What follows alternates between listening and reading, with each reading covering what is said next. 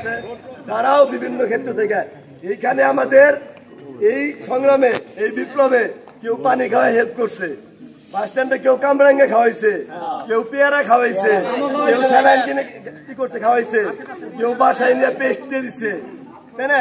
সবাই একটা এই সংগ্রামে আমাদেরকে সহযোগিতা করছে, তাই না? সবাই যার যার অবস্থান থেকে যে যতটুকু পারছে। এটার একটা নতুন নাম হয়েছে, ছাত্র জনতার বিপ্লব। একটা ৭৫ ছিল কি সিপাহী জনতার বিপ্লব, এটা হচ্ছে কি ছাত্র জনতার বিপ্লব। এই বিপ্লব সবার। একটা কথা হচ্ছে না, যদি তুমি চুপ থাকো তাহলে তুমি যদি তুমি রুখে দাঁড়াও তাহলে তুমি বাংলাদেশ, তাই না? এইখানে সবাই বাংলাদেশ, সবাই রুখে দাঁড়াইছে, আর যারা রুখে দাঁড়াইছিল না সবটি বলাইছে, তাই না?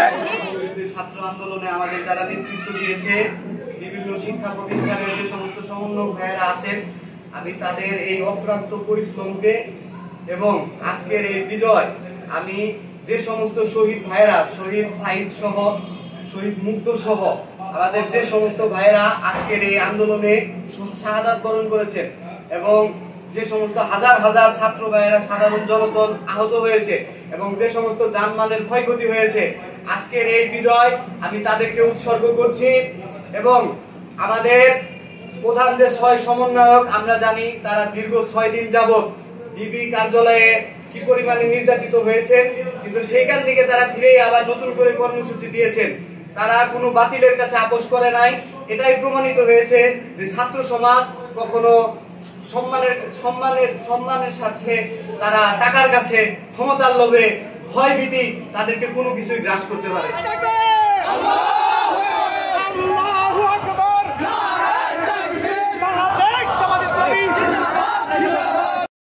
১৩ সালের ৫ই মে হেফাজতে ইসলামের ওই শাপলা চত্বরের নির্মম ইতিহাস।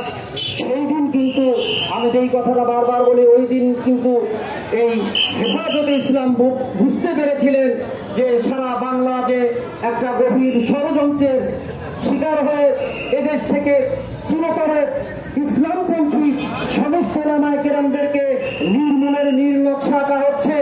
আজ থেকে প্রায় ১১-১২ বছর আগে হেফাজতে ইসলাম ঠিকই বুঝতে পেরেছিলেন। আলহামদুলিল্লাহ, আলহামদুলিল্লাহ, পরিশেষে ২০২৪ সালে যখন আবার এদেশের ছাত্র জনতার মাধ্যমে এদেশে বৈষম্য বিরোধী আন্দোলন শুরু হয়ে এক পর্যায়ে সেই আন্দোলন এক দফা আন্দোলনে রূপান্তরিত হল।